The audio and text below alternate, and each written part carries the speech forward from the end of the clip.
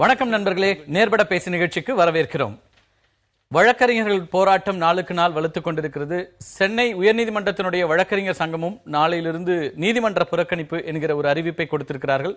வழக்கறிஞர் சட்ட திருத்தம் செய்யப்பட்டதிலிருந்து கடந்த மே மாதத்தில் ஒரு சில சட்ட திருத்தங்கள் கொண்டு வரப்பட்டது. வழக்கறிஞர்களுடைய மீது நடவடிக்கைகள் எடுப்பதில் குறித்த உச்சநீதிமன்ற ஒரு தீர்ப்பின் அடிப்படையிலாக எழுப்பப்பட்ட இந்த திருத்தங்களை ஒட்டி பல்வேறு வழக்கறிஞர்கள் சங்கங்களும் இன்றைக்கு போராட்டத்தை நடத்தி கொண்டிருக்கின்றன. தங்களுடைய எதிர்ப்பை பதிவு செய்து கொண்டிருக்கின்றன. தமிழகம் முழுக்க ஜூன் 6ஆம் தேதி ஒட்டுமொத்தமாக ஒரு போராட்டம் நடந்தது. அதற்கு பிறகு இப்போது சென்னை உயர்நீதிமன்ற வழக்கறிஞர் சங்கமும் கூட இந்த போராட்டத்தில் கலந்து கொண்டிருக்கிறது. நீதிமன்ற புறக்கணிப்பு என்கிற ஒரு நிலையை எடுத்திருக்கிறார்கள். இது வழக்குகள் தேங்குகின்ற ஒரு நிலை ஒரு பக்கம் ஏற்படுத்த இந்த சட்ட திருத்தம் என்பது வழக்கறிஞர்களுக்கு எதிரானதாக இருக்கிறதா அல்லது அவர்களை இன்னமும் கூட நீதி பரிபாலனத்தில் அவசியமான ஒன்றாக இருக்கிறதா என்பது குறித்து தான் இன்றைக்கு நாம் விவாதிக்க இருக்கின்றோம். இன்றைய நம்முடைய விவாதத்தில் பங்கேற்கிறார்கள் ஓய்வு பெற்ற நீதியரசர் திரு வள்ளிநாயகம், அதேபோல சென்னை உயர்நீதிமன்ற வழக்கறிஞர் சங்கத்தினுடைய செயலாளர் திரு அறிவழகன், மூத்த பத்திரிகையாளர், நீண்ட நாட்களாக நீதிமன்றங்களில் தொடர்ந்து பணியாற்றி கொண்டிருக்கின்ற திரு சுப்பிரமணியம், அதேபோல வழக்கறிஞர் சுதா. அனைவருக்கும் வணக்கம். அறிவழகன், உங்கள்கிட்ட இருந்த நேரடியான கேள்விதான். பொதுமக்களுக்கான எங்களுக்கு இருக்கிற கேள்வி அப்படின்னா, வழக்கறிஞர்கள் பிரச்சனை ஒரு பக்கம் நடந்து கொண்டிருக்கிறது. இதுல உங்களுக்கான சட்ட திருத்தங்கள் வந்தது, அதுல பாதிப்புகள் இருக்குது அப்படின்றீங்க. இதுக்காக ஏன் பொதுமக்கள் பாதிக்கக்கூடிய அளவுல போராட்டங்கள், பிரச்சனைகள் இதெல்லாம் நடத்தப்படணுமா அப்படிங்கிற கேள்வி நேரடியாக முன்வைக்கப்படுகிறது. இல்லை, இந்த பிரச்சனை குறித்து நாங்கள் பல்வேறு வடிவங்களில் எங்களுடைய கண்டனத்தை பதிவு செய்தோம். உயர்நீதிமன்றம் எங்களுடைய கோரிக்கையை இதுவரை செவிசாய்த்து ஏற்கவில்லை. ஒரு கவனத்தை இருப்பதற்காக வழக்கறிஞர்கள் என்று சொன்னால் அவர்களை ஒரு 4ஆம் தர மனிதர்களாக உருவாக்கி அவர்களை கட்டுப்படுத்துவது, அவர்கள் ஏதோ வன்முறை செயல்களை செய்வதாகவும் தீய செயல்களில் ஈடுபடுவதாகவும் ஒரு மாய தோற்றத்தை இன்றைக்கு உருவாக்கி இருக்கக்கூடிய சூழ்நிலையில்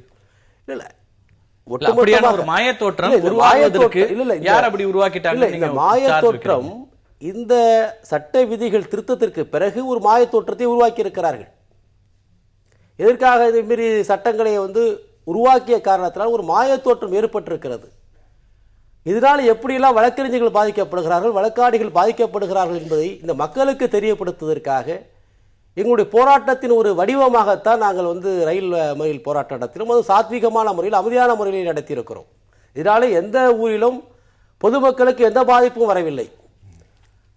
வழக்கறிஞர்கள் அந்த ரயிலை மறித்தவுடன் காவல்துறையினர் வந்தார்கள், கைது செய்தார்கள், எங்களை கொண்டு போய் ஒரு மண்டபத்தில் தங்க வைத்தார்கள். நாங்கள் அதற்கு எந்த விதமான எதிர்ப்பையும் காட்டவில்லை. காவலர்கள் வந்தவுடனேயே எங்களுடைய கண்டனத்தை பதிவு செய்துவிட்டு நாங்கள் திரும்பிவிட்டோம். ஆகவே இது பொதுமக்களை இப்ப நீதிமன்றங்கள்ல நீங்க புறக்கணிக்கிறது அப்படியான விஷயங்கள் எடுக்கும்போது அது வழக்குகள் ஏற்கனவே தேங்கிய ஒரு சூழலை பார்க்கிறோம். பல லட்சக்கணக்கான வழக்குகள் பெண்டிங்ல இருக்கு. ரொம்ப முக்கியமான சில வழக்குகளும் கூட இருக்கிறது. இந்த மாதிரி நேரங்கள்ல அது யாரை பாதிக்கும்? அப்போ நீங்க வரலன்னா வாதிகளை நேரடியா போய் இதை கையாள முடியுமா? அந்த சிக்கல்கள்லாம் எப்படி? இப்ப இருக்க சூழ்நிலையில ஒரு வழக்கறிஞன் ஒரு வழக்காடியுடைய வழக்கு எடுத்து நடத்தினால் அந்த வழக்காடியுடைய வழக்குக்கும் பாதிப்பு ஏற்படும், வக்கீலுக்கும் பாதிப்பு ஏற்படும். அப்படிப்பட்ட ஒரு சூழ்நிலையிலே தான் இந்த நீதிமன்ற புறக்கணிப்பை நாங்கள் நடத்தி கொண்டிருக்கிறோம். அதுக்கான ஜஸ்டிபிகேஷன் இருக்கான்னு இன்னமும் எனக்கு தெரியல. இது எல்லாமே ஆர்கே ஆனந்த் அந்த வழக்கிலிருந்து தொடர்ச்சியாக தான் வருது. உச்சநீதிமன்றம் சில நெறிமுறைகளை வழக்குறாங்க. அதற்கு பிறகு இந்த சட்ட திருத்தங்கள் செய்யப்பட்ட போது பார் கவுன்சில்ல இருந்து அசோசியேஷன் மொத்த தலைவர்கள் எல்லாம் கலந்து கொண்டு அதன் அடிப்படையில தான் சட்ட திருத்தங்கள் மேற்கொள்ளப்பட்டது. இப்ப எதிர்க்கிறது எந்த விதத்துல சரியாக இல்லை. அதாவது ஆர்கே ஆனந்த், அதாவது 2009 ஆர்கே ஆனந்துடைய அந்த வழக்கில் கொடுத்த நெறிமுறைகளின்படி சட்டம் ஏற்றாக சொல்லியிருக்கிறார்கள். ஆனால் அதுக்கு பிறகு முன்னாடி இந்த டிராப்ட் என்ன, நாங்கள் திருத்தங்கள் இருக்கு அதெல்லாம் பத்தி பேச தமிழகத்தில் இருக்க ரொம்ப எளிமையா எனக்கு இருக்கிற கேள்வி, ஒரு சாதாரணமான மக்கள் எல்லாருக்கும் இருக்கிற கேள்வி என்னன்னா, நாங்க ஏதாவது ஒரு பிரச்சனை அப்படின்னா கடைசியாக புகலிடமாக நினைக்கிறதுங்கிறது நீதிமன்றங்கள். எங்களுக்கு இருக்கிற நம்பிக்கை அப்படி கடைசி நம்பிக்கை அப்படின்னு சொல்லுவாங்க ஜனநாயகத்துல. அப்ப அந்த கடைசி நம்பிக்கையாக நாங்க நினைக்கிற நீதிமன்றங்கள், நீதிபதிகளை வழக்கறிஞர்கள் அப்படி நம்பிக்கையா பார்க்கலையா அப்படிங்கிற கேள்வி வருதுல்ல? இல்ல, இப்ப அந்த சூழ்நிலை தானே உருவாக்கி இருக்கிறாங்க. இப்ப வக்கீலுக்கே வக்கீலுடைய வாத திறமை, அவர்களுடைய சட்ட அறிவு, இவைகளெல்லாம் பயன்படுத்த முடியாத ஒரு சூழ்நிலைக்கு இந்த சட்ட திருத்தம் எங்களை உருவாக்கி இருக்கிறது. ஆகவே தான் எந்தெந்த திருத்தங்கள் உங்களுக்கு பிரச்சனைன்னு நேரடியா சொல்லுங்க. இந்த திருத்தங்கள் இதெல்லாம் எங்களுக்கு வழக்கறிஞர்களுக்கு எதிரான இருக்கு. எடுத்துங்க, ஒரு கீழமை ஒரு நீதிமன்றத்தில் ஒரு நீதிபதி தவறு செய்கிறார் என்று சொன்னால் அந்த தவறை மேல் நீதிமன்றத்திற்கோ அல்லது உயர் நீதிமன்றத்திற்கோ தெரிவிக்கின்ற பட்சத்தில் அல்லது ஒரு வழக்காடுகிற பொழுது அந்த நீதிபதிக்கு முரணாக ஏதோ ஒரு நம்முடைய செயல்கள் வேறு ஒரு வழக்கு நடத்துகிற பொழுது கோவப்படலாம். அல்லது சில சாட்சியங்களை பதிவு செய்கின்ற பொழுது நீதிபதி என்ன சொல்வார்னா இந்த கேள்வி தேவையே இல்லை அப்படி சொல்லும்போது எங்களுடைய கட்சிக்காரர்களுக்காக அந்த கேள்வியை பதிவு செய்ய வேண்டியது காலத்தினுடைய அந்த கட்டாயம். அது போன்ற சூழ்நிலைகளில் அங்கே ஒரு ஈகோயிஸ்டிக் எங்களுடைய அடிப்படையில் எங்களுடைய கருத்துக்களை பதிவு செய்கிற பொழுது நீங்க கேட்க கூடாது. தெரியாது இல்ல ஆர்.கே. ஆனந்த் வழக்குல என்ன நடந்தது, ஏன் அப்படியான ஒரு தீர்ப்பை உச்சநீதிமன்றம் தர வேண்டி இருந்தது எல்லாமே தெரியும். ஸ்டிங் ஆபரேஷன்ல என்ன நடந்துச்சு, அன்னைக்கு அந்த வழக்குல சம்பந்தப்பட்ட வழக்கறிஞர்கள் என்ன விதமாக நடந்து கொண்டார்கள், அதை ஒட்டிதான் இது எல்லாமே நடக்குது. அப்போ நீங்க இப்ப அந்த மாதிரியான எந்த தவறுகளுமே நடக்காத ஒரு சூழல் இருக்கிறதா? தவறுகளை திருத்தி நீதி பரிபாலனத்துல நாங்க ஒரு ஜஸ்டிஸ் ஃபார் ஆல் அப்படிங்கிற ஒரு விஷயத்தை நிலைநிறுத்தணும்னு நினைக்கிறோம். அதுக்கான ஒரு சில அடிப்படையான தேவையான இந்த திருத்தங்கள் செய்யப்படுதுன்னு சொல்லும்போது அதுல என்ன உங்களுக்கு பிரச்சனை? அதுல அந்த பிரச்சனை இல்லை. இதுல என்ன ஒட்டுமொத்த பிரச்சனைனா, நீதிமன்றத்துக்கு சென்று ஒரு வழக்கறிஞர் தன்னுடைய வழக்கை துவக்குகிற பொழுது ஒரு பயத்தோடு துவக்க வேண்டும். இந்த வழக்கிலே நாம் ஏதாவது ஒன்று பேச போய் நீதிபதி கோவப்பட்டு விட்டால் நமக்கே டிபார் பண்ணிடுவாங்க. வழக்கோட நிலைமை என்ன ஆகும்? யார்ட்டையும் புகார் சொல்ல முடியாது. இல்ல இது நீங்க மிகைப்படுத்தி பாக்குறீங்களோ அப்படின்னு தோணுது. மிகைப்படுத்தி பார்க்கவில்லை. நான் என்ன சொல்றேன், இதெல்லாம் தவறு செய்கின்ற வழக்கறிஞர்கள் மேலதான் இந்த நடவடிக்கைகள் இருக்க போகுது. அப்படி இருக்கும்போது நீங்க இதையே ஒட்டுமொத்த வழக்கறிஞர்களுக்கு எதிரான ஒரு விஷயமாக நீங்க பாக்குறீங்க. யாரோ ஒரு சிலர் தவறு செய்யறாங்கன்னு வச்சுக்கோங்க. இந்த சட்ட திருத்தம் என்பது இங்கே நீதிமன்றத்திலே பணியாற்றுகிற வழக்கறிஞர்களை பாதிக்கின்ற சட்டம். நீதிமன்றத்துக்கு திறந்தோறு வழக்குகளுக்காக ஆஜராகிற வழக்கறிஞர்களை பாதிக்கிற சட்டம் தான் இங்க கொண்டு கொண்டிருக்கக்கூடிய இந்த புதிய திருத்தம். இதனால இருக்குங்கிறது நிறைய பேச வேண்டியிருக்குது. நம்ம பேசலாம். திரு வள்ளிநாயகத்தை கேட்க விரும்புறதான், ஒரு நீதிமன்றங்கள்ல நீதிபதிகள் மேல புகார் கொடுக்க கூடாது, கொடுக்க முடியாது அப்படிங்கிற ஒரு அச்சுறுத்தும் வகையிலான ஒரு விஷயமா இது இருக்குது. இந்த சட்ட திருத்தங்கள் எல்லாமே வழக்கறிஞர்களை நேரடியாக அச்சுறுத்தும் விதமாக இருக்கிறது அப்படிங்கிற ஒரு பார்வையை முன்வைக்கிறாங்க. இல்லைங்க, அடிப்படையை மறந்துடுறாங்க தயவுசெய்து. என்னுடைய அடிப்படை கேள்வி என்னன்னா, இது குடும்ப சண்டைன்னு வச்சுடுங்க. நீங்க குடும்ப சண்டையில் உங்களுக்கு என்ன ஒரு சட்டம் ஒரு விதிகள் முறை ஏற்படுத்த வேண்டும் என்று உச்சநீதிமன்றம் உத்தரவிடுகிறது. அதுபடி எல்லா அசோசியேஷனும் கூப்பிட்டு ஒரு விதிமுறைகள் வகுக்கப்படுகின்றன. வகுக்கப்பட்ட நீதிமுறை அப்புறம் இவங்க அப்போஸ் பண்ணும்போது நீ திரும்ப வாங்க பேசி முடிவு பண்ணணும்னு சொல்லுவாங்க. அப்படி இருக்கும்போது இப்போ ஸ்ட்ரைக் என்பது தேவையில்லைன்னு என்னுடைய கருத்து ஒன்று. இரண்டாவது ஒரு நீதிமன்றம் என்பது டெம்பிள் ஆஃப் ஜஸ்டிஸ் எப்போது சொல்லுவாங்க. ஒரு பயம் இருக்க கோயிலுக்குள்ள ரொம்ப பயம் எப்படி இருக்கணும், மனிதனுக்கு நீதிமன்றம் பயம் இருக்கணும். அப்போ தான் உனக்கு உன்னுடைய கருத்து சொல்ல முடியும், நீதிபதி பேச முடியும். நீ பயமெல்லாம் போவேன் அப்படின்னு சொல்றது முறையல்ல. ஒன்று. இரண்டு, நீங்கள் நீதிமன்றம் தொடங்கி இந்த நாள் வரைக்கும் உள்ள நுழைகிறது யார் மேல இருக்கணும்னு நினைக்கிறீங்க? நீதிபதிகள் மேலயா, சட்டத்தின் மேலயா? தன்மயம் தனக்கு என்ன எப்படி நடக்கணும், ஒழுக்கம் ஒழுக்கம் எப்படி வருது சார்? ஒழுக்கம் விழுப்புங்கிறது எப்படி விழுப்பும் தரும்? மனசுல பயம் இருக்கணும். ஐயோ இங்கே பேசுகிறவன் நம்ம டிவியில் பேசுகிறவன் தவறாக பேசக்கூடாது பயம் எனக்கு இருக்கணும். எனக்கு உரிமை இருக்கணும். என்ன பேச முடியுமா? உங்களை திட்டிட முடியுமா? அந்த அடிப்படை பயம். I am not psychological effect சொல்ல வரேன் நான். அது நீதிமன்றம் ஏற்கனவே இப்போ வழக்கறிஞர்களுக்காக பல்வேறு சட்டப்பிரிவுகள் இருக்குது, பார் கவுன்சில் இருக்கிறாங்க, தவறு செய்தால் நடவடிக்கை எடுக்க முடியும். இப்படியான அமைப்புகள் இருக்கும்போது புதிதாக இந்த சட்ட திருத்தங்கள் ஏன் அப்படிங்கிறது. அதாவது உச்ச நீதிமன்றத்தில் ஒரு வழக்கு வருகின்ற பொழுது இந்த செக்ஷன் பிரகாரம் ஒவ்வொரு நீதிமன்றம் உயர் நீதிமன்றமும் விதிமுறைகள் வகுக்க வேண்டும் அப்படின்னு உத்தரவு கொடுக்குறாங்க. அது கொடுத்து இவ்வளவு இதனால் ஏன் பண்ணலைன்னு திரும்ப ஒரு கொஸ்ட் பண்ணும்போது 2009 வந்த வழக்குன்னு நினைக்கிறேன். அதற்கு பிறகு இவ்வளவு ஆண்டுகளுக்கு பிறகுதான் இல்ல 2017 ஏன் இது நீங்க ஃப்ரேம் பண்ணல அப்படின்ட்டு இன்னொருத்தர் கேட்கிறார். அதுக்கு பின்னால இந்த எல்லா நீதிமன்றத்திலும் வந்திருக்குது.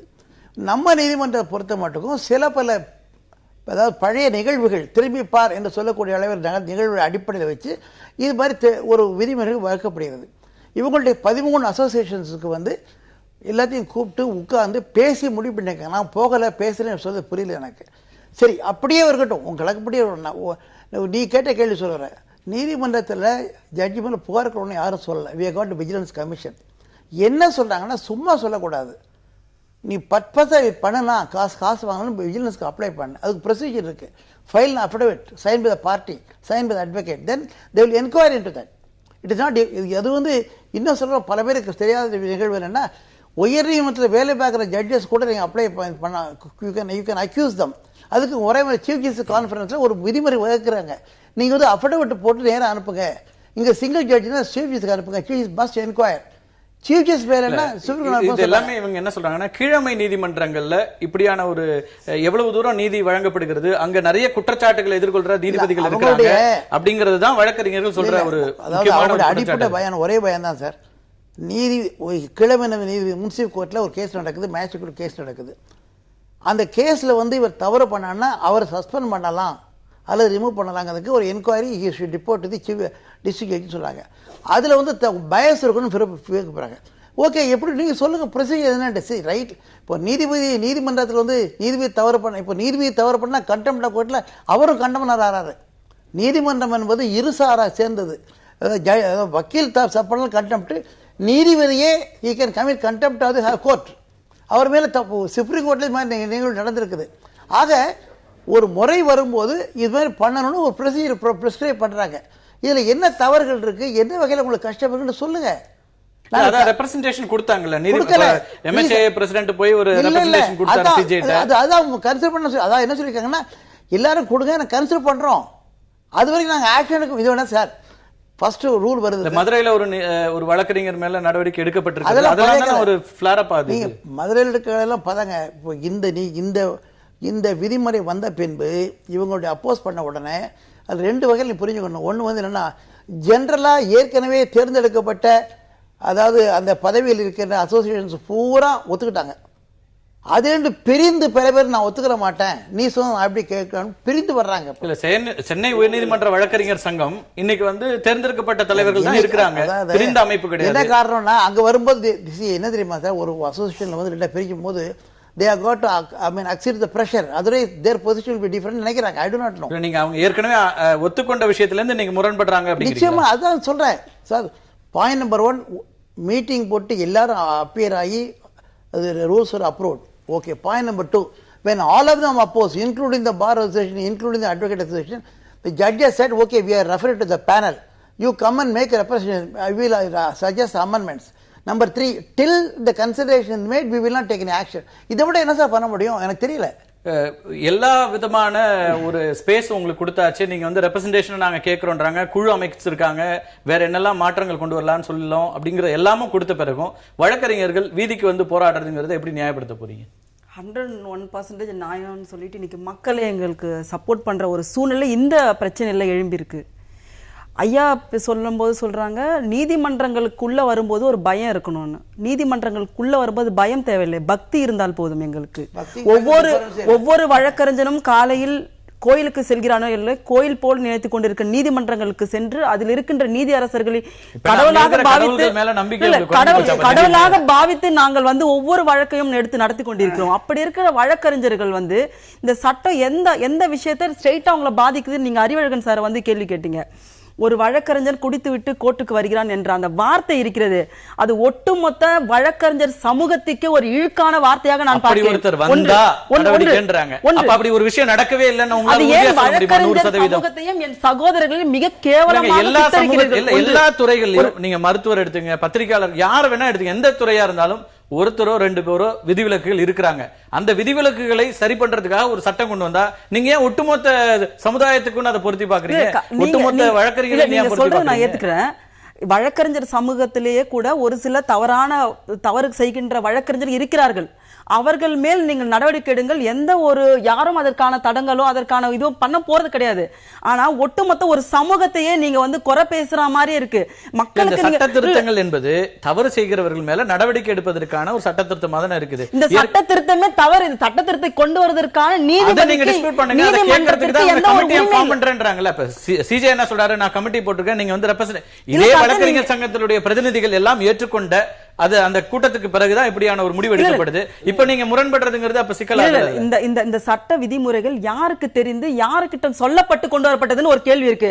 யார் ரெப்ரசன்டேஷன் இருக்காங்க? தேர்ந்தெடுக்கப்பட்ட தலைவர்களை வச்சு தான பண்ண முடியும். யார்கிட்டனா ஒட்டுமொத்த வழக்கறிஞர்கள் இன்னைக்கு கூட மெட்ராஸ் ஹைகோர்ட் அட்வொகேட் அசோசியேஷன்ல நடந்த ஜெனரல் பாடி மீட்டிங்ல பெண் வழக்கறிஞர் சங்கத்தோட தலைவி நளினி அவங்க என்ன சொன்னாங்கன்னா, இது போன்ற ஒரு விதிமுறை கொண்டு வரவும் எங்க கிட்ட சொல்லவும் இல்ல, அது எங்க கிட்ட காட்டவும் இல்ல, நாங்க டிஸ்கஸ் பண்ணவே இல்ல, ஆனா கொண்டு வந்தாங்க, நாங்க கையெழுத்து போட்டு சொல்றது முற்றும் நாங்க மறுக்கிறோம்னு சொல்லி சொல்றாங்க.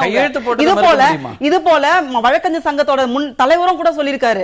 எல்லாருமே சொல்றாங்க எங்களுக்கு இந்த விதிமுறைகள் தெரியாது. விதிமுறைகள்ல சில விஷயங்களை கவனிக்காம விட்டோம்னு சொன்னா அது வேற. கையெழுத்தை போடலன்னு சொல்ல முடியாது. ஒரு கூட்டத்துல கலந்து ஒரு விஷயத்தை நீங்க புரிஞ்சுக்கோங்க, எந்த ஒரு சட்டத்தை பொதுமக்களுக்கு எடுத்து வந்தா கூட அந்த டிஸ்கஷன் எல்லா தரப்பு என்ஜிஓஸ்க்கு நிறைய எல்லாருக்குமே அந்த டிஸ்கஷன் கொடுக்குறாங்க. எல்லாருமே அதை பாக்குறாங்க. அதுல மெரிட்ஸ் அண்ட் டிமெரிட்ஸ் என்ன இருக்கு, அதுல என்ன மாடிஃபிகேஷன் பண்ணணும். ஒரு சட்டத்தை கொண்டு வரும்போது எல்லாரும் மத்தியில வைக்கும்போது நீதி அரசருக்கு என்ன அவசர தேவை இருக்கு, உடனே இந்த சட்டம் கொண்டு வந்து உடனே அட்வொகேட்டுக்கு அகைன்ஸ்டா இம்போஸ் பண்ணணும்.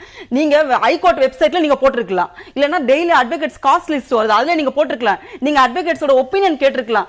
எந்த ஒரு இதுவே இல்லாம அட்வொகேட்ஸ் சங்கத்தோட தலைவர்களை கூப்பிட்டு நாங்க பேசணும் ஒரு ஸ்பேஸ் தான் இப்ப ஏற்படுத்தி கொடுத்திருக்காங்க. அவங்க இல்ல இப்ப நீங்க வந்து உங்க ரெப்ரசன்டேஷன் கொடுங்க, அதுக்கு ஒரு குழு அமைச்சிருக்காங்க. 3 நீதிபதிகள்ங்கிறது 5 நீதிபதிகள் கொண்ட குழுவாக இருக்கிறது.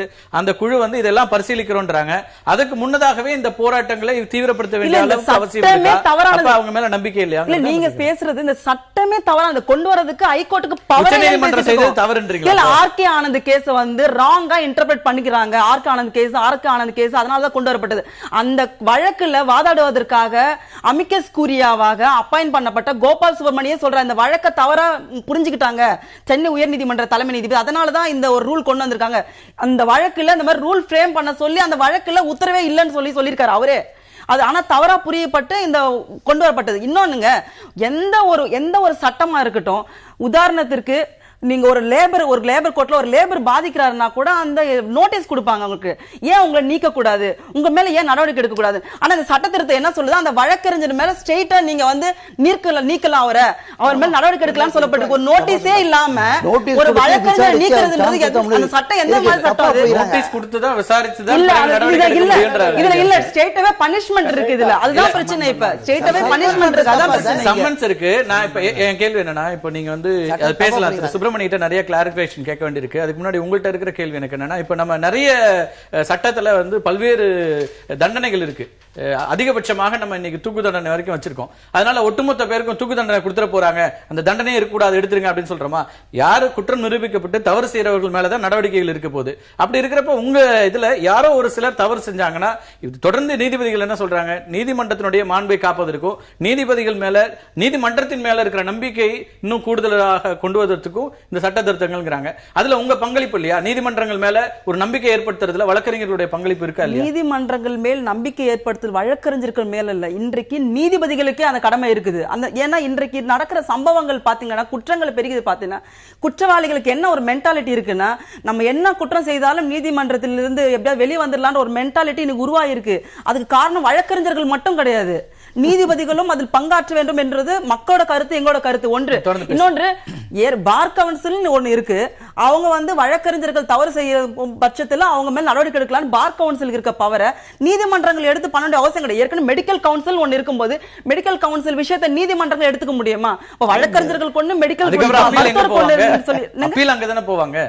மெடிக்கல் கவுன்சில்ல ஒரு நடவடிக்கை எடுத்த பிறகு அதை எதிர்த்து எங்க போறாங்க? நீதிமன்றம். எல்லா துறைகளும் நீதிமன்றங்களை நோக்கி தான் போகுது. ஆனா நீங்க ஒருத்தர் தான் நீதிமன்றங்களை இப்ப நம்பலையோ அப்படிங்கிற கேள்வி. நீதிமன்றங்களை நம்பல இல்ல, எங்க நாங்கள் தவறு செய்தால் நீங்கள் நடவடிக்கை எடுங்க, திரும்ப அந்த கேள்வி தான் பண்ணுங்க, எங்களை நீக்குங்க. தவறு கிடையாது. ஒரு சட்ட திருத்தம் வந்திருக்கு. அந்த சட்ட திருத்தம் வந்ததனாலேயே இது எல்லாமே வழக்கறிஞர்கள் மேல எதிராக நடக்கும் அப்படின்னு நீங்க எந்த முன்முடிவு வரீங்கன்றத புரியல. திருத்தமே மிக மோசமான முன்னுதாரணமாக இனி ஒரு ஜெனரேஷனுக்கு வந்துடக்கூடாது. நீங்க உதாரணத்துக்கு ஒண்ணே சொல்றேன் கார்த்திக், வழக்கறிஞர் ஆறுக்கு எது உந்துதலா இருந்துச்சுன்னா, நிறைய திரைப்படங்கள்ல வந்து வழக்கறிஞர்கள் வாதாடும் போது அவங்க தைரியமாகவும் மிக வேகமாக வாதாடும் போது என் பெண்ணும் என் மகனும் வந்து இது போன்ற தைரியமா கோர்ட்ல வந்து வாதாடணும்ன்ற எண்ணத்துலதான் நிறைய தாய் தகப்பன் வந்து வழக்கறிஞர் படிக்க வைக்கிறாங்க, வழக்கறிஞர் வராங்க. ஆனா இன்னைக்கு இந்த சட்டம் நான் சொல்லிருக்கேன், நீங்க கை நீட்டி பேசக்கூடாது, உரத்த குரல்ல பேசக்கூடாது, புருவத்தை உயர்த்த கூடாதுன்னா அப்புறம் என்ன பயந்து நாங்க வாதாடுறதுக்கான ஒரு சூழ்நிலை இருக்கு. சட்டத்திருத்தத்தை பாருங்க சட்டத்துல சொல்லப்பட்டிருக்கு. பேசலாம் திரு மணி, இதுல நிறைய விஷயங்கள் சொல்றாங்க. நீங்க ஒரு பத்திரிகையாளராக மட்டும் இல்ல, நீதிமன்றங்களை தொடர்ந்து கவனிச்சிட்டு இருக்கிறீங்க, பல்வேறு விஷயங்களை நம்மளும் பார்த்துட்டு இருக்கிறோம். இதுல எது சரியாக இருக்கிறது, இவங்க எழுப்புற கோரிக்கைகள்ல எதெல்லாம் இப்ப ஒரு சட்டத்திட்டத்துல முக்கியமா எதெல்லாம் அப்ஜெக்ட் பண்ணக்கூடிய விஷயமா இருக்குன்னு நீங்க பாக்குறீங்க? இல்ல அதுக்கான தேவை ஏன் இருக்கு?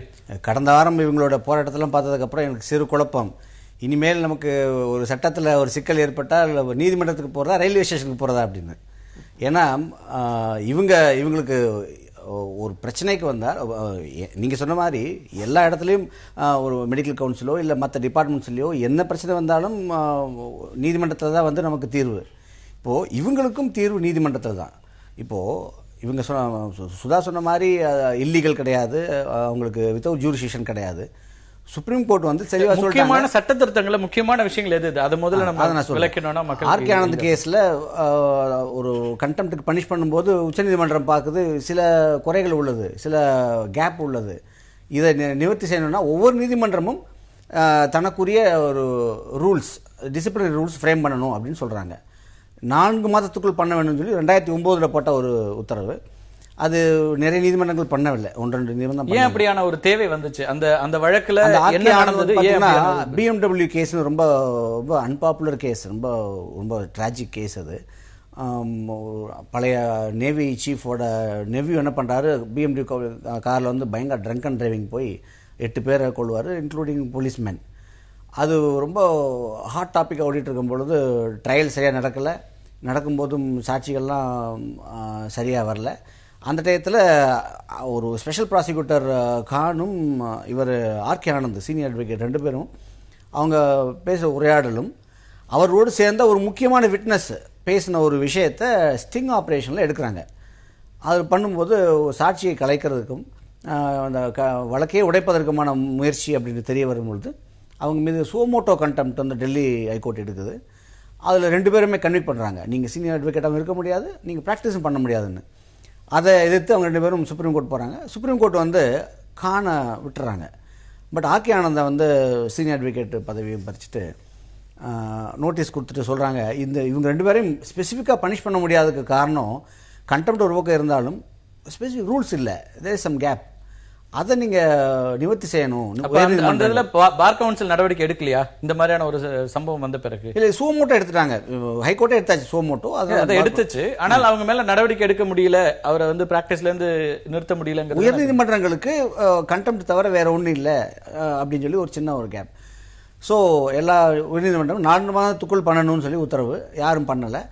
சென்னை உயர்நீதிமன்றத்திலுமே ஒரு பிஏஎல் போடுறாங்க, நீங்கள் ஏன் இன்னும் நீங்கள் இதை பண்ணலை அப்படின்னு கேட்டதுக்கு அப்புறம் தான் இந்த கமிட்டி 3 நீதிபதிகள் கமிட்டி அமைக்கிறாங்க. எல்லா சங்கங்களையும் அழைக்கிறாங்க, அவங்ககிட்ட இருந்து ஒப்பீனியன் வாங்கிட்டு இப்போ இவங்க என்ன வேணாலும் சொல்லலாம். ஆனால் 4 மீட்டிங் நடந்தது, அங்கே என்ன பேசினாங்க யாருக்கும் தெரியாது. இன்னைக்கு ஆனால் அத்தனை தலைவர்களும் கலந்துக்கிட்டாங்க, எல்லா தலைவரும் கலந்து கொண்டார்கள். அதுல ஒரு மீட்டிங் கலந்து கொண்ட ஒரு மீட்டிங்ல என்ன பேசப்பட்டதுன்னு தெரியாது. அதுதான் சொல்ல வரேன். 2 நாளைக்கு முன்னாடி வேறொரு வழக்குல குன்னூர்ல ஒரு மேஜிஸ்ட்ரேட் அரெஸ்ட் ஆன வழக்குல ஒரு சஜஷன்ஸ்லாம் கொடுங்கும் போது ஒரு சங்க தலைவர் எழுதி கொடுக்குறாரு, இதில் நீங்கள் கையெழுத்து போடுங்கிறாரு. கையெழுத்து போட்டுன்னு அப்போ நீதிபதி கேட்குறாரு, இன்னைக்கு கையெழுத்து போட்டு நாளைக்கு இல்லைன்னு சொல்லிடுவீங்களான்னு கேட்குறாரு. அந்த அளவுக்கு ஒரு அவநம்பிக்கை ஏற்படுறதுக்கு காரணம் நீதிமன்றம் நாங்கள் போய் பார்ட்டிசிபேட் பண்ணணும், ஆனால் அட்டெண்டன்ஸ் மாதிரி கையெழுத்து போட்டோம், அதில் ஒத்துக்கொட்டு கையெழுத்து போடவில்லைங்கிறதெல்லாம் வழக்கறிஞர்கள் ஆர்கியூ பண்ணுவாங்க. அது ரெப்ரசன்டேட்டிவா ஒரு ஒரு அட்வொகேட்ஸ் ஃபோரத்தை நீங்க ரெப்ரசன்ட் பண்ணும்போது அப்படி இல்ல எல்லா வழக்கும் இது வந்து அமெண்ட்மெண்ட்ஸ் ஒரு யாரெல்லாம் சங்கத்துல வந்து அது கையெழுத்து போட்டாங்களோ அந்த பேப்பரை பப்ளிஷ் பண்ண சொல்லுங்க, ஒண்ணும் பிரச்சனை கிடையாது. தலைவர்கள் மட்டுமே வந்து எல்லா விஷயத்தையும் முடிவெடுக்க முடியுமா? இந்த திருத்தங்களை நாங்கள் வந்து இந்த மாதிரி திருத்தங்களை கொண்டு வர போகிறோம் என்று எந்த விதமான வரைவியோ அல்லது எந்த வழக்கறிஞர் சங்கத்துக்கும் கொடுக்கவில்லை. தமிழகம் முழுவதும் 300க்கும் மேற்பட்ட வழக்கறிஞர் சங்கங்கள் இருக்கிறது. பதிவு செய்யப்பட்ட வழக்கறிஞர்களுக்கு எத்தனை பேரை கூட்டாங்க?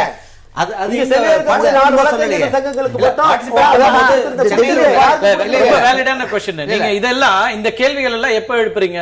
அப்ப அந்த கூட்டத்துக்கு அழைக்கும் போதே 300 பேரை அழைங்க, எங்களை மட்டும் ஏன் கூப்பிடுறீங்க? இல்ல என்ன விஷயம்னா மொத்தமே 4 வாட்டி தான் இந்த கூட்டம் நடந்திருக்கு. 2 வாட்டி இல்ல.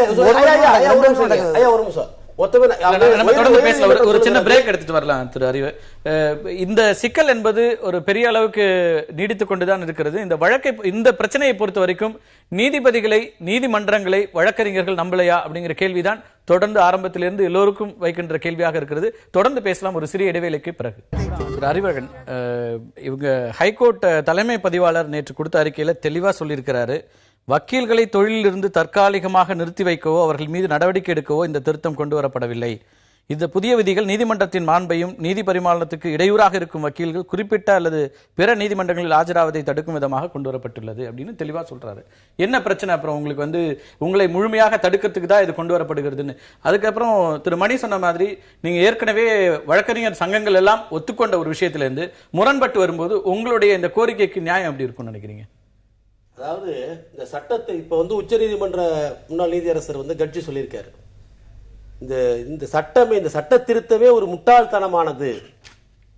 இது வழக்கு சென்னை உயர்நீதிமன்றம் இப்படி ஒரு ஏற்றிருக்கக்கூடிய சட்டம் அது கேலி கூத்தானதுன்னு அவருடைய வலைத்தளத்தில் எழுதியிருக்கிறார். அவர் நிறைய விஷயங்களுக்கு நிறைய கருத்துக்கள் சொல்றாரு. அந்த கருத்துக்களை எல்லாம் ஏத்துப்பீங்கன்னா நான் சில விஷயங்கள் சொல்றேன், அதெல்லாம் நீங்க ஏத்துப்பீங்கன்னா இதையும் நம்ம வச்சுக்கலாம். அதுல அப்படிப்பட்ட ஒரு சூழ்நிலையில நீங்க ஒரு சட்டத்தை ஏற்றி வைத்துக் கொண்டு ஒரு வழக்கறிஞர் மேல ஒரு கத்தியை வச்சுக்கிட்டு இது நாங்க குத்த மாட்டோம் நீங்க வாங்கன்னு சொன்னா அது எந்த விதத்துல நியாயம்? நாங்கள் தவறு செய்கின்ற வழக்கறிஞர்கள் மேல நடவடிக்கையே கூடாது அப்படிங்கறது அவங்க சங்கங்கள் இருக்கு. ஏற்கனவே அட்வொகேட்ஸ் ஆக்ட் 1916 படி பார் கவுன்சிலுக்கு நீங்க ரெஃபர் பண்ணும்போது ஆட்டோமேட்டிக்கா அவங்க ட்ரையல் நடத்தி கன்விக்ட் பண்றாங்களே. நீங்க எதுக்கு அதை நான் என்ன சொல்றேன், இப்ப வழக்கறிஞர்கள் மீது நீங்கள் இப்ப இந்த சட்ட திருத்தங்களை கொண்டாந்தாங்கன்னா இதுல இருக்கக்கூடிய எல்லா இப்ப ஃபர்ஸ்ட்லயே சொல்றாங்க பாருங்க, ஒரு ஜட்ஜை பெற சொல்லி காசு வாங்கினாவோ அல்லது ஒரு ஜட்ஜை இன்ஃபுளுன்ஸ் பண்ணாவோ ஒரு வழக்கை எடுத்து நடத்துகிறோம். இப்ப நான் 5000 ரூபாய் வாங்குறேன்னு வச்சுங்க, பெரிய வக்கீல் சுதா போன்ற பெரிய வக்கீல் 5 லட்சம் வாங்குவாங்க. நாளைக்கு ஒரு ரகசியத்துல அப்படி போட்டு உடைக்கிறீங்களா? சொல்றேன், அவங்க ஒரு கேஸ் டிஸ்மிஸ் ஆயிடுச்சுன்னு வச்சுங்க, உடனே கிளைண்ட் ஒரு கம்ப்ளைண்ட் கொடுப்பாரு, ஒரு ஜட்ஜுக்குன்னு சொல்லி காசு வாங்கிட்டாரு அப்படின்னு சொன்னா உடனே ஹைகோர்ட் டிபார் பண்ணுச்சுனாவோ இந்த கேள்வியை இப்ப நான் நீங்களே அந்த விஷயத்தை எடுத்துட்டு இருந்தாலும் நான் கேட்கிறேன், இப்படியான ஒரு சட்ட திருத்தத்துல இந்த மாதிரியான விஷயங்களை வைக்கிறதுக்கான தேவை எங்கிருந்து வந்துச்சு? இல்ல அதுதான் நீதிபதியின் பெயரை தவறாக பயன்படுத்தினாலோ அப்படின்னா அப்படியான விஷயம் நடந்துட்டு இருக்குதா? அப்படியான ஒரு தேவை எங்கிருந்து வந்தது? வழக்கறிஞர் நடைபெறுவது இல்லை இல்லையா? அங்கொன்றும் இங்கொன்றுமாக ஒரு சில சம்பவங்கள் நடந்திருக்கலாம். அந்த அங்கொன்றும் இங்கொன்றுமாக நடக்கின்ற விதிவிலக்காக இருக்கின்ற வழக்கறிஞர்களை இந்த திருத்தங்கள் எல்லாம் நடவடிக்கை எடுக்கிறதுக்கு அந்த திருத்தமே தவிர உங்களை போன்ற சுதாவை போன்ற நேர்மையாக வழக்கை நடத்துகின்ற வழக்கறிஞர்களுக்கு என்ன பிரச்சனை? எப்படின்னு இருக்குன்னா ஒட்டுமொத்தமாக ஒரு வழக்கறிஞர் சமுதாயம் வழக்கறிஞர்கள் இப்படித்தான் செய்கிறார்கள் என்பதைத்தான் இந்த சட்ட திருத்தம் சொல்லுது. கார்த்திக், எனக்கு ஒரே ஒரு கேள்வி. உச்ச நீதிமன்ற தலைமை நீதிபதியே ஒற்றுக்கொண்ட ஒரே விஷயம், இன்றைக்கு நீதித்துறையில் அதிகமான ஊழல்கள் நடைபெறுகின்றது என்று உச்ச நீதிமன்ற தலைமை நீதிபதியை ஒத்துக்கொண்டார். இன்னொன்று, நேர்மையாக இருக்கின்ற நீதிபதிகள் நாங்கள் கடவுளுக்கு மேலாக நாங்கள் வணங்குகின்றோம், அதில் எந்த மாற்று கருத்தும் இல்ல. கீழமை நீதிமன்றங்கள் இருக்க 4 மாவட்ட நீதிபதிகளை இதே தலைமை நீதிபதியில் நீக்கம் செய்தார். எந்த அடிப்படையில? ஊழல் குற்றச்சாட்டு அடிப்படையில.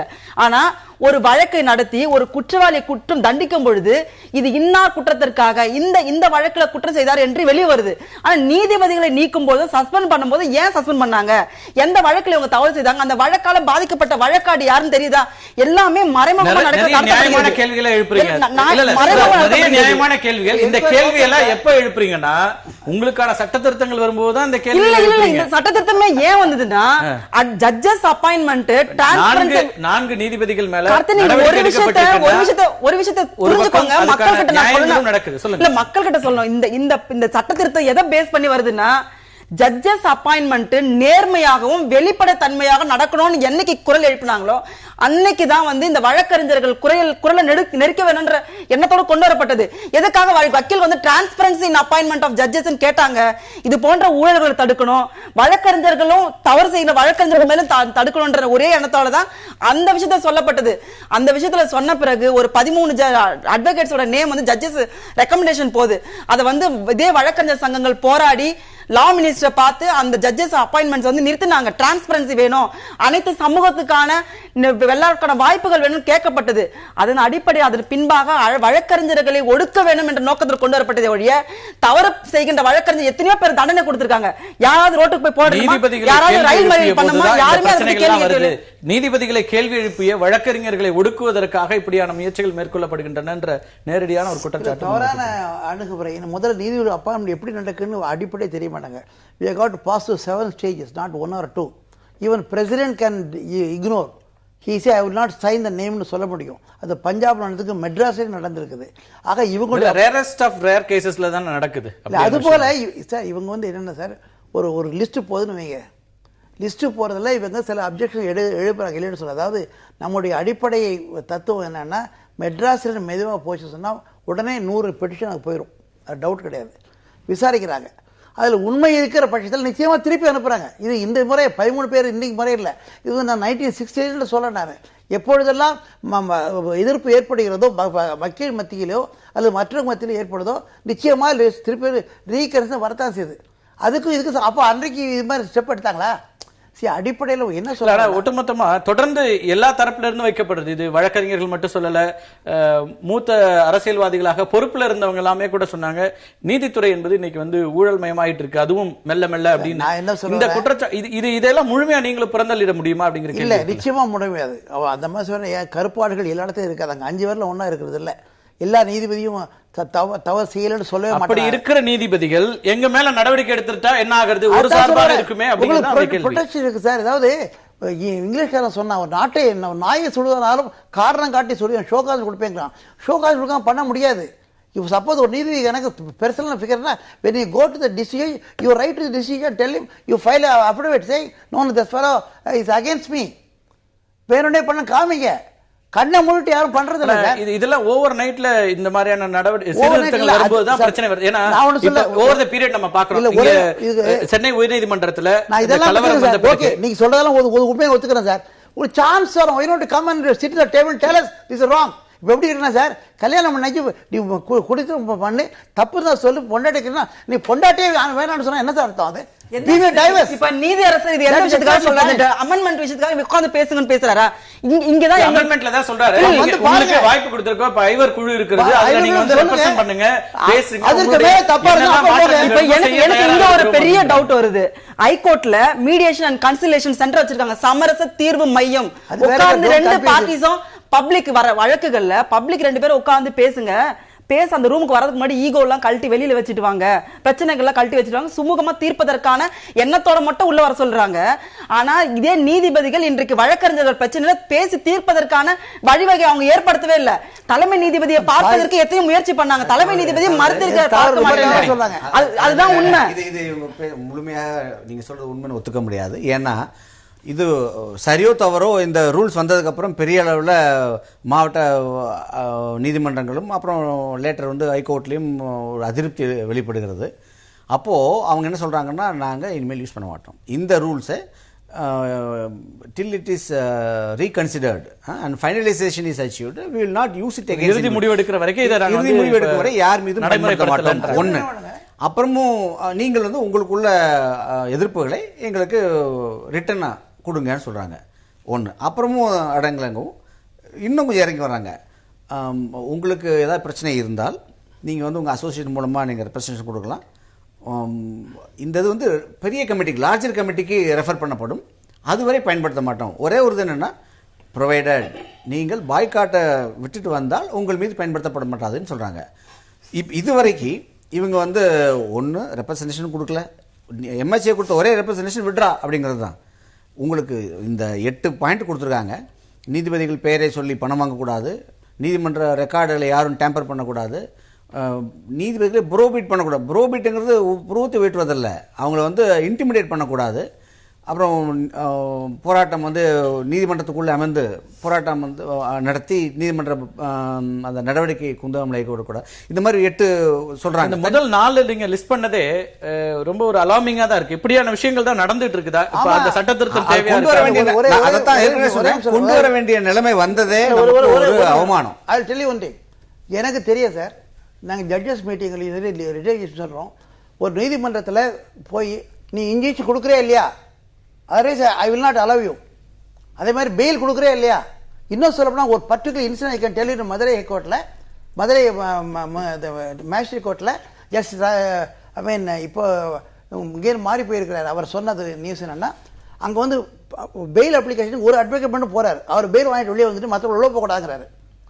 அப்போ என்னாச்சு, வழி இல்லாமல் அத்தனை வழக்குகளும் மதுரையிலிருந்து திண்டுக்கலுக்கு மாற்றப்பட்டு திண்டுக்கல் வழக்கறிஞர் மூலமாக பெயில் கொடுக்கப்பட்டது. எத்தனை இன்சிடென்ட் இப்படியான நிகழ்வுகளை நீதிமன்றங்கள் எப்படி அனுமதிச்சது? ஒரு சாமானியர், நான் என் கேள்வி என்னன்னா, இப்படி ஒரு கேள்வியை கேட்டுட்டா விட்டுருவீங்களா? நீங்க ஒரு கண்டெம்ட் வருமா? அந்த பவர்ஸ் எல்லாம் இருந்ததுல நீதிமன்றங்கள் என்னைக்கு அதெல்லாம் செஞ்சது? என்ன காரணம்னா, இது மாதிரி முன்னாள் நடக்கல சார். இல்ல இப்ப நீங்க சொல்ற இதெல்லாம் இந்த சட்ட திருத்தத்துக்கான தேவை எங்க இருந்து வருது அப்படின்னா இதெல்லாம் சொல்றீங்க, இந்த பட்டியலிடுறீங்க, இதெல்லாம் நடந்தது, நடைமுறையில இருக்கு. முன்னால கிடையாது இந்த நடைமுறைகள் இருக்கிற இடங்கள்ல இது வந்து எப்போ சொன்னா சார், ஒரு நிமிஷம் இருக்குது. நான் சொல்றேன், இவ்வளவு நடக்குதுங்கிறது எங்களுக்கு தெரியாது. நடக்குதா தெரியாது, புதிய விஷயம் விடுங்க. நான் சொல்றேன் ஒரு நடந்துச்சு இங்க மாத்தினாங்க, அதெல்லாம் கிடையாது கிடையாது. நிறைய டாக்குமெண்டட் கேஸ் இருக்கு. நீதிபதி மேஜிஸ்ட்ரேட் முருகானந்தம் அவர் முகத்துல காரி துப்புனாங்க. என்ன நடவடிக்கை எடுக்கப்பட்டது? அதுக்கு வழக்கு போட்டாங்க. சுப்ரீம் கோர்ட் போனதுக்கப்புறம் காம்ப்ரமைஸ் பண்ணிக்கங்கன்னு சொல்லி இவங்களும் பதிலுக்கு கம்ப்ளைண்ட் கொடுத்து, அதே மாதிரி நீதிமன்றங்களை இழுத்து மூடிய சம்பவங்கள். மேட்டர்ல வந்து இவங்க வந்து காரில துப்பகேடு 2 பேருக்கு இடையில ஒரு ஹீட்டட் ஆர்குமெண்ட்ஸ் நடந்தது, அவ்வளவுதான்.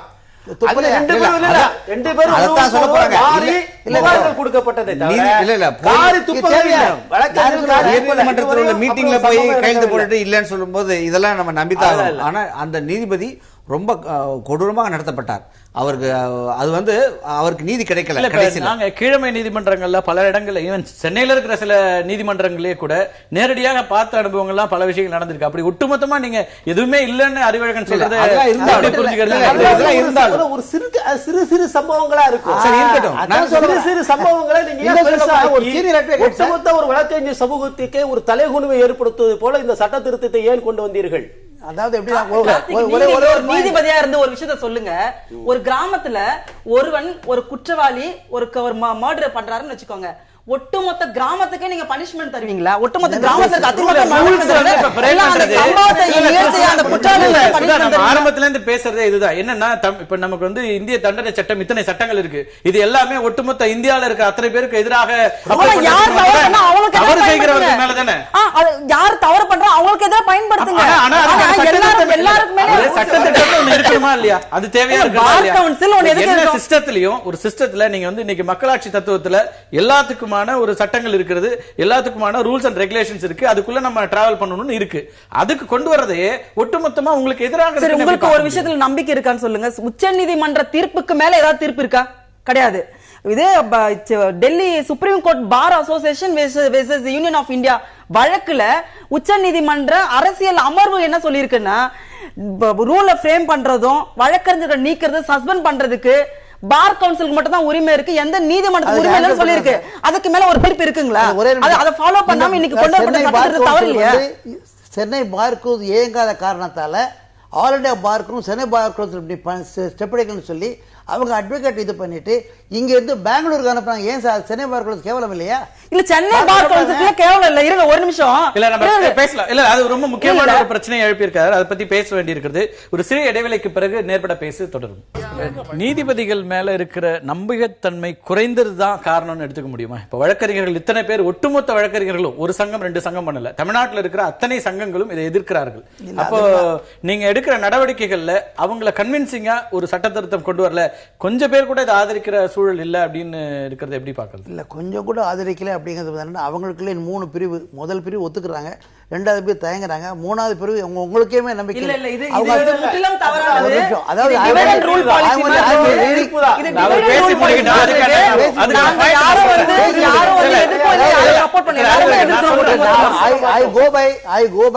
அப்படி என்றால் கையெழுத்து போட்ட தலைவர்களில் எத்தனை பேர் இன்னைக்கு போராட்டத்துல முன்னாடி வந்து நிக்கிறாங்க, பேசுறாங்க அப்படிங்கிற கேள்வி வருகிறது. ஒத்துக்கொண்டு கையெழுத்து போட்டவர்கள் எத்தனை பேர் இன்னைக்கு வந்து பேசுறாங்க? யார் வரலன்னு நீங்க பேசுங்க. எல்லா சங்கத்தோட எல்லா நிர்வாகிகளும் எல்லா கூட்டங்கள்லயும் தலைவரும் செயலாளரும் கலந்து. நீங்க போனீங்களா இல்லையா அந்த கூட்டத்துக்கு? அதாவது உயர்நீதிமன்றத்தை பொறுத்தவரையில எல்லா கமிட்டி கூட்டத்துக்கும் வந்து செயலாளர்களுக்கு அழைப்பு விடுக்க மாட்டாங்க. நீ போறேன்ல கேட்டு நான் சொல்லி முடிச்சேன். அந்த பேர் சொல்லுங்க. இந்த ரூல்ஸ் கமிட்டிக்கு ஒரு நாளும் செயலாளருக்கு எந்த வழக்கறிஞர் சங்க செயலாளருக்கு எம்பிஏவுக்கோ அல்லது விமலா அசோசியேஷனுக்கோ அல்லது லா அசோசியேஷன் செயலாளருக்கு அனுப்பப்படவில்லை. தலைவர் உங்களோட கலந்து ஆலோசிச்சிருப்பாரு, உங்க கமிட்டியோட பேசிருப்பாரு. பேசல. நாலு கூட்டங்கள் நடந்திருக்கிறது. அது என்ன பிரச்சனைனா டெய்லி ஒரு கூட்டம், ஒரு நாள் ஃபைல் கமிட்டி மீட்டிங், ஒரு நாள் வந்து செக்யூரிட்டி கமிட்டி மீட்டிங், ஒரு நாள் பில்டிங் கமிட்டி மீட்டிங், ஒரு நாள் ஹெரிடேஜ் கமிட்டி மீட்டிங். இல்ல ஒவ்வொரு நாளும் ஒவ்வொரு கமிட்டி கூட்டம் நடைபெறும். அத வந்து தலைவர் அவருக்கு இருக்கக்கூடிய பணிச்சுமை, எனக்கு இருக்கிற முக்கியமான பிரச்சனை இல்லையா? ஒட்டுமொத்த வழக்கறிஞர் சமுதாயத்தையே அடக்குகிற ஒடுக்குகிற ஒரு சட்ட திருத்தம் நீங்க சொல்ற இடத்துல அத பத்தி நீங்க பேசவே இல்லைங்கிறது தலைவர் வந்து கலந்து ஆலோசிக்கல. என்னென்ன காரணம்னு சொன்னா இவங்க முதல் வாட்டி தான் கூப்பிடுறாங்க. இது ஆர்கே ஆனந்த் கேஸ்ல நாங்க வந்து ரூல்ஸ் ஃப்ரேம் பண்ண போறோம்னு சொல்றாங்க. எந்த மாதிரியான ரூல்ஸை ஃப்ரேம் பண்ண போறோம்னோ இல்ல இது இந்த ரூல்ஸை ஃப்ரேம் பண்ண போறோம்னோ இவங்களுக்கு வரைவாக, அதாவது இந்த திருத்தங்களை கொண்டு வருவதற்கு முன்னாடி எந்த வரைவும் யாருக்கும் கொடுக்கல. இதுதான் உண்மை. ஆனால் இறுதியில எதுக்கு கொண்டாடுறாங்க? நான் என்ன சொல்றேன்னா சார் ஒரு நிமிஷம் ஐயா, ஒரு நிமிஷங்க. இது ஏன் வந்து இப்ப மே மாசம் கொண்டாடுறாங்க? இது வந்து இவங்க சொல்றாங்க 6 மாசமா நடந்துகிட்டு இருக்குன்னு சொல்றாங்க. எதுக்கு ஏப்ரல் மாசத்திலயோ அல்லது மார்ச் மாசத்துல கொண்டு வந்திருக்கலாமே, ஏன் வந்து மே மாசம் கொண்டாடுறாங்க? பிஐஎல் போட்டாங்க, அதனுடைய தொடர்ச்சியாக இதுக்கான ஒரு தேவை வருது. அதுக்கு முன்னாடி எடுக்கலையா? 6 வருஷம் 7 வருடம் அதுக்கான எந்த அதற்கான தேவையே என்னவென்று சொன்னால் வழக்கறிஞர்களை எப்படியாவது கட்டுப்படுத்த வேண்டும், அவர்களுடைய குரல் வழியை நெரிக்க வேண்டும் என்கிற ஒரு நோக்கத்திற்காக கொண்டு வந்தப்பட்டதுதான். என்னோட கேள்வி நான் முன்னாடியே போன செக்மெண்ட்ல கேட்கணும்னு நினைச்சேன், அதுக்குள்ள இடையில இதாயிடுச்சு. பல்வேறு போராட்டங்களை இதற்கு பிறகு பார்த்திருக்கோம். சென்னையில உயர்நீதிமன்றத்தில் நீங்க வந்து தடை விதித்த பிறகு, இன்னைக்கு வந்து சிஏஎஃப் செக்யூரிட்டி எல்லாம் போட்ட பிறகு கருப்பு கொடி ஆர்ப்பாட்டங்கள் வரைக்கும் நீதிமன்றங்களுக்குள்ள கூட பார்த்திருக்கோம். அப்போதெல்லாம் எந்த நேரத்துல நீதிமன்றங்கள் கண்டெம்ட் எடுத்திருக்கீங்களா? உங்களுக்கு இருக்கிற எந்த பவரையும் பயன்படுத்தவே இல்லை. இன்னைக்கு வந்து நீங்க ரொம்ப ரொம்ப ரொம்ப ரொம்ப கரெக்ட் கொஸ்டின். இதுவரை எடுக்காத காரணத்தினால இப்ப எடுக்கிறோம். Only answer. இதுவரை எடுத்திருந்தால் நீதிமன்றத்துக்கு வந்து கதை உடைச்சிருக்க மாட்டாங்க, ஒரு நீதிபதியை பெயர் சொல்லி அழைத்திருக்க மாட்டாங்க, நீதிபதி இருக்க ராயக்கலைன்னு சொல்லியிருக்க மாட்டாங்க. இதே ஹைகோர்ட்ல சொல்றேன் நடந்த விஷயங்கள். இது மாதிரி நடந்து இன்னும் நடக்க கூடாது. ஒரு நிமிஷம், நீங்க சேவப்படலாம் சார்.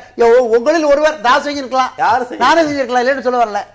நானே ஆஸ் அன் அட்வொகேட் நீதிபதிகளுக்கு அந்த மரியாதையை இதுவரையும் தனிப்படி எந்த முறையிலும் நாங்க வந்து அவங்களை நீதிமன்றமும் ஒரு வகையில காரணம். நீங்க கேட்டது சரியான கேள்வி. எவ்வளவோ சட்டை பிடிச்சு இழுத்து போட்டிருக்காங்க வெளியில, நீதிமன்ற புறக்கணிப்புன்னு சொல்லுவாங்க. முக்கியமான வழக்குன்னு ஒரு மூத்த அரவிந்த் தத்தார், இன்னைக்கு one of the tallest advocate, most reputed advocate in the country, top 10ல இருப்பார். அவரை சட்டையை பிடிச்சு இழுத்து போட்டதான் நான் பார்த்துருக்கேன். அப்போ ஒன்றும் பண்ணல. சுப்பிரமணிய சாமி தலையில முட்டை அடிச்சாங்க, அப்போ என்ன அந்த பெஞ்ச் என்ன ஃபார்ம் பண்ணல. ஸோ நீதிமன்றங்கள் வந்து தங்களிடம் இருந்த கண்டெம்ட் அதிகாரத்தை சரியான சமயங்களில் பயன்படுத்தலை. ஒன்று. ரெண்டாவது வந்து பார் கவுன்சில், இந்த போன செப்டம்பர் வரைக்கும் பார் கவுன்சில் வந்து ஒரு அமைப்பாகவே இல்லை, யாருமே அதுக்கு மரியாதை கொடுக்கல. அப்புறம் வரிசையாக ஒரு 44 பேர் சஸ்பெண்ட் பண்ணதுக்கப்புறம் இப்போ பார் கவுன்சில் வந்து ஒரு ஹேட் ஆப்ஜெக்டாக, எல்லாருமே வெறுக்கக்கூடிய ஒரு ஆப்ஜெக்டாக மாறுது. பட் அதே சமயத்தில் எல்லாரும் பயப்படுற ஒரு மரியாதை தர ஒரு அமைப்பாகவும் உயர்ந்திருக்கிறது. ஸோ இவங்க 2 பேரும் ஆரம்பத்திலேருந்து தேவையான நேரங்களில் சாட்டையை சுழற்றி இருந்தால் இவ்வளவு மோசமான நிலைமை வந்திருக்க வாய்ப்பில்லை. லீகல் எஜுகேஷன் இவ்வளவு மோசமான நிலைமைக்கு காரணம் பார் கவுன்சில் தான். இது அவங்க இப்போ சரி பண்ணணும்.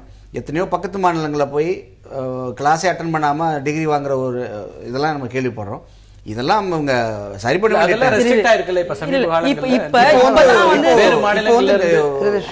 என்ரோல்மெண்ட் வந்து முதல்ல மாதிரி ஈஸி கிடையாது. உங்கள் மீது கிரிமினல் வழக்கு இருந்தால் என்ரோல் பண்ண முடியாது. அதே மாதிரி ப்ராக்டிஸ் பண்ணணும்னா சர்டிஃபிகேட் ஆஃப் ப்ராக்டிஸ் வாங்கணும், அதுக்கு ஒரு தனி எக்ஸாம் உள்ளது. ஸோ இந்த மாதிரி ஒரு பத்திரிகையாளரா இப்ப வர்ற சட்ட திருத்தங்கள்ல எந்தெந்த விஷயங்கள்லாம் ஏற்கக்கூடியது அவசியமானது, இது வந்து ஒரு நீதிமன்றத்தினுடைய மாண்பை காப்பதற்கு நல்லது அப்படின்னு நீங்க நினைக்கிறீங்க? இதுல சில தவறுகள் உள்ளன. ஒன்று வந்து டெமான்ஸ்ட்ரேஷன் வந்து, அதாவது இவங்க இந்த அதிகாரத்தை ஒரு ஒரு பிரிச்சிருக்கலாம். நீதிமன்றம்னா கோர்ட் ஹாலுக்கு உள்ள நடக்கிற ஏதாவது ஒரு விஷயங்களுக்கு நீதிபதி கம்ப்ளைண்ட் கொடுத்துட்டு பார் கவுன்சிலில் போய் எவிடன்ஸ் கொடுக்க முடியாது. ஸோ அங்கே வந்து என்னுடைய இந்த ரூல்ஸ் பயன்படும். ஆனால் இந்த சட்டத்தில் என்ன சொல்கிறாங்கன்னா, நீதிமன்ற வளாகத்திலேயே நீங்கள் வந்து ரேலி போக முடியாது, டெமான்ஸ்ட்ரேஷன் பண்ண முடியாது. அது கொஞ்சம் எக்ஸ்ட்ரீமாக தெரியுது. ஏன்னா right to form association and right to demonstration வந்து கான்ஸ்டியூஷனல் ரைட், ஃபண்டமெண்டல் ரைட் வரைக்கும் வந்தாச்சு. ஸோ அது ஒன்று கொஞ்சம் அதிகமாக தெரிகிறது. இன்னொன்று, இந்த ப்ரோபீட், அபியூஸ் அப்படிங்கிற வார்த்தைகள்லாம் வந்து சரியாக டிஃபைன் பண்ணப்படவில்லை. ஒரு நீதிபதி இன்டிமிடேட் பண்ணுறாங்கன்னா வாட் இஸ் இன்டிமிடேஷன் அவங்க சொல்லணும். அடுத்து வந்து அந்த சம்மந்தப்பட்ட நீதிபதி தான் நடவடிக்கை எடுப்பாரா, இல்லைன்னா ஒரு கமிட்டி போட்டு அந்த கமிட்டி வந்து ஷோகாஸ் நோட் இஷ்யூ பண்ணி உங்களுக்கு உங்களுடைய வெர்ஷனை கேட்டுட்டு நடவடிக்கை எடுப்பாங்களா என்பது குறித்து விளக்கம் இல்லை. இவங்களுக்கு முக்கியமானது என்னென்னா சபார்டினேட் கோர்ட்ஸ், டிஸ்ட்ரிக்ட் ஜட்ஜுக்கு இந்த டிபார் பண்ணும் உரிமையை கொடுத்துருக்கிறார்கள். அது வந்து கொஞ்சம் ரிஸ்கியாகத்தான் தோணுது. சுதா, ரொம்ப இறுதியா ரொம்ப சுருக்கமா சொல்லுங்க. இந்த எல்லா முயற்சிகளுமே நீதிமன்றத்தினுடைய மாண்பை காப்பதற்கான ஒரு முயற்சிகளாக இருக்கும்போது வழக்கறிஞர்கள் இதை உங்களோட ரெப்ரசன்டேஷனை நீதிமன்றத்துக்கு அந்த குழுவின் முன்னாடி போய் பேசி இதை சரி பண்ண முடியுங்கிற நம்பிக்கை உங்களுக்கு இல்லையா? ரொம்ப சுருக்கமா. அதாவது வந்து நீதிமன்றத்தை மாண்பை காப்பாற்றுவதில் முதல் உயிர் போனாலும் பரவாயில்ல, முதல்ல நிக்கிற ஆட்கள் வழக்கறிஞராக தான் இருப்பாங்க. ஏன்னா நீதிபதிகளுக்கு எவ்வளவு பிரச்சனை வரும்போது அவர்கள் உயிரை காப்பாற்றிய வழக்கறிஞர்களா இருக்காங்க. மாண்பை காப்பாற்றுவதில் நாங்கள் உறுதியா இருக்கோம். அதுல எந்த மாற்று கருத்து கிடையாது. தவறு செய்கின்ற வழக்கறிஞர் நீங்க தூக்குல கூட போடுங்க. ஆனா நீங்க என்ன பண்றீங்கன்னா ஒட்டுமொத்த வழக்கறிஞர் சமூகத்தையே இந்த சமூகத்தின் முன்பாக மோசமான சித்தரிக்க தான் தவறு. சுப்பிரமணிய சார் கரெக்டா ஒரு பாயிண்ட் வந்தாரு. வேற மாநிலங்கள்ல போய் படிச்சுட்டு வந்துட்டு அந்த யூனிவர்சிட்டியில அந்த லா காலேஜ்ல ஒரு தரமே இல்லாத கல்வி வந்து கொடுக்கப்பட்டு வருகின்ற ஒரு சிலரால தான் பிரச்சனை வருதுன்னு. அந்த தவறை யார் செய்யறாங்க? All India bar council of India bar council of India செய்யறாங்க. ஒரு லா சட்டக்கல்லூரிக்கு வந்து நீங்க அனுமதி தரும்போது தரமான கல்லூரியா பாக்குறது கிடையாது, அந்த மாணவர்களுக்கான சரியான எஜுகேஷன் தராங்கன்னு பாக்க. அதுல இருந்து வர வழக்கறிஞர்கள் எப்படி நல்ல வழக்கறிஞரா இருக்க முடியும்? அது ஒரு கேள்விக்குறி. ஒண்ணு, இந்த சட்டத்துல ஒரு சில சட்ட திருத்தங்கள்ல ஒரு சில விஷயங்கள் வந்து மோசமா இருக்குது அப்படின்னு ஒத்துக்கிறாரு. ஒரு சில இருக்குது, மற்ற விஷயங்களை ஏற்கிறதுக்கு தயாரா இருக்கலாம். உச்ச நீதிமன்றமே ஒரு வழக்குல என்ன சொல்லிருக்குன்னா, வழக்கறிஞர்களுக்கு ஒரு விஷயம் பாதிக்கப்படும் போது அதாவது வந்து ஜனநாயக முறைப்படி போராடலாம் என்று எங்களுக்கு ஒரு அனுமதி இருக்குது, தீர்ப்பு இருக்குது. அதன் அடிப்படையில தான் இன்னைக்கு போராட்டம் நடத்துவதற்கும் கோரிக்கைகளை வைப்பதற்கும் ஆர்ப்பாட்டங்கள் நடத்துவதற்கும் எல்லாருக்கும் உரிமை இருக்கு. அது யாரையும் பொதுமக்களை குறிப்பாக எந்த உங்க கோரிக்கைகளை நீங்க வந்து முன்வைக்கிறதுக்கான பிளாட்ஃபார்மை கிரியேட் பண்ணிருக்கோன்றாங்க. அந்த பிளாட்ஃபார்மை நீங்க வந்து எங்களோட கோரிக்கை ஒட்டுமொத்தமான இந்த திருத்தத்தை வித்ட்ரா பண்ணணும்ன்றத எங்களோட கோரிக்கை. அதுவரை எங்களோட போராட்டம் தொடரும் என்பதுதான் ஒட்டுமொத்த வழக்கறிஞரோட மனநிலையா இருக்குது. இன்னைக்கு நிச்சயமாக போய் கேட்கணும். ஜூரிஸ்டிக்ஷனே இல்ல. அதே மாதிரி இந்த மாதிரி ஒரு யாரையுமே கன்சல்ட் பண்ணல, ஒரு ப்ராசஸ் ஃபாலோ பண்ணல, இவ்வளவு குறை இருந்ததுன்னா அதுக்கு சரியான தீர்வு என்ன? நீதிமன்றத்தில் போய் சேலஞ்ச் பண்ணி அதை குவாஷ் பண்றதா? கோர்ட்ல இருக்க ஓஏ ஒரே நிமிஷம், கோர்ட்ல இருக்க ஓஏ பிஏ கூட வழக்கறிஞர் மேல கம்ப்ளைண்ட் கொடுக்கலாம்ன்றது சட்டத்திட்டத்தில் இருக்கும்போது நாங்க எதுக்கு இந்த தொழிலை பண்ணலாம்ன்ற ஒரு நிலைமை வருது. எல்லாம் கொண்டு போய் உங்க ரெப்ரசன்டேஷன் கொடுங்கன்றதா நீதிபதிகள் சொல்றாங்க. சாமானியர்களுடைய இறுதி புகலிடமாக இருக்கின்ற நீதிமன்றத்தின் அல்லது நீதித்துறை மீதான இந்த நம்பிக்கை வழக்கறிஞர்களுக்கும் இருக்கும் என்றுதான் எதிர்பார்க்கிறோம். இந்த ரெண்டு பேரும் பேசி கூடிய விரைவில் இதுக்கான ஒரு தீர்வு ஏற்பட வேண்டும் என்பதுதான் வழக்குகள் தேக்கமடையாமல் இருப்பதற்கும் அடுத்தடுத்த கட்டத்தில் நீதித்துறை ஒரு சிறப்பான ஒரு செயல்பாட்டை நோக்கி போவதற்கும் சரியாக இருக்கும். மீண்டும் ஒரு நிகழ்ச்சியில் சந்திக்கலாம் நண்பர்களே. நன்றி, வணக்கம்.